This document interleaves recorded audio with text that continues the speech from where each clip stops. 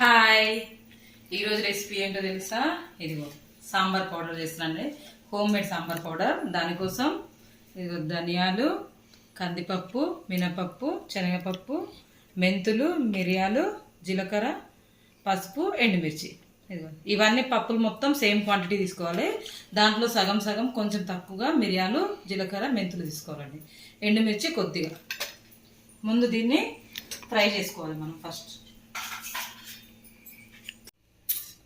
ఇందులో శనగపప్పు, కందిపప్పు, మినపప్పు మూడు సేమ్ క్వాంటిటీ తీసుకోవాలి. అన్నీ 1 టేబుల్ స్పూన్ తీసుకున్నాను. అన్నీ మంచిగా గోల్డెన్ బ్రౌన్ వచ్చేంత వరకు ఇదిగో ఫ్రై చేసుకోవాలి సిమ్లో పెట్టి. ఫ్రై చేసేటప్పుడు ఏదైనా సరేనండి, ప్యాన్ అనేది మందంగా ఉండేది చూసుకోవాలి ఎప్పుడైనా, అప్పుడే మంచిగా రోస్ట్ అవుతుంది. ఇంకా ఏంటండి, బిగ్ బాస్ చూస్తున్నారా? ఎవరైనా ఇంట్రెస్ట్గా ఉన్నారా? ఈసారి మీకు ఎలా అనిపించింది బిగ్ బాస్ సీజన్ 8? నాకైతే ఏమంత మంచిగా అనిపించట్లేదండి, లాస్ట్ సీజన్ లాగా. ఇందులో మీ ఫేవరెట్ కంటెస్టెంట్ ఎవరు నాకు కామెంట్ చేయండి.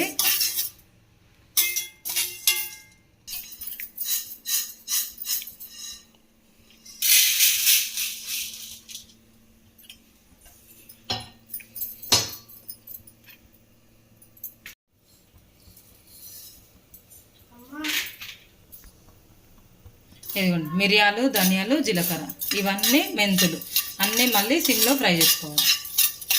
ధనియాలు కొంచెం కలర్ మారేంత వరకు సిమ్లో పెట్టి ఫ్రై చేసుకోవాలి. మేము నిన్న ఒక సిరీస్ చూసామండి, వెబ్ సిరీస్ హాట్స్టార్లో. ఏంటి చిన్న మనం చూసినది, మోక్ష ఐలాండ్ సిరీస్ చూసామండి. చాలా బాగుంది. ఎవరైనా చూడని వాళ్ళు ఉంటే చూడండి, మంచి ఇంట్రెస్టింగ్ స్టోరీ ఉంది, బాగుందండి, చూడండి.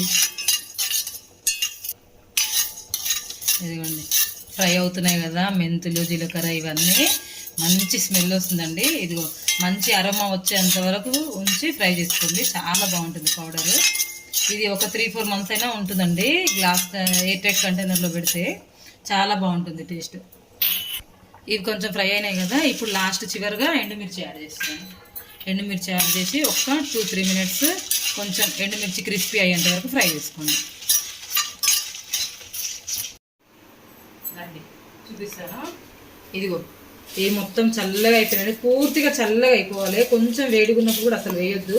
వేడిగా ఉన్నప్పుడు వేస్తే ఏమవుతుందంటే తేమ వస్తుందండి. తేమ వస్తే ఇది ఎక్కువ రోజులు ఉండదు, పాడైపోతుంది. అందుకోసం అని దీన్ని పూర్తిగా చల్లగా అయిపోయిన తర్వాత మిక్సీ వేసుకున్నాను.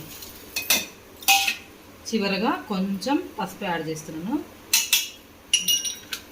దీన్ని మిక్సీ పడదాం.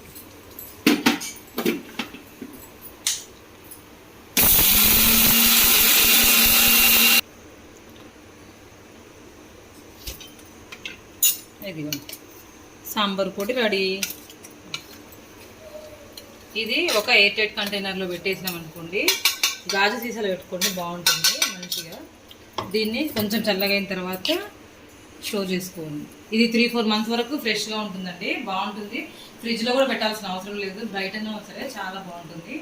ఓకేనండి, నా సాంబార్ పొడి రెడీ అయిపోయింది. దీన్ని సాంబార్ చేసేటప్పుడు సాంబార్లో కొంచెం వేసుకొని చేసుకుంటే చాలా బాగుంటుంది సాంబారు. ఇది సాంబార్ ఎలా చేయాలో కూడా నెక్స్ట్ వీడియోలో పెడతాను నేను.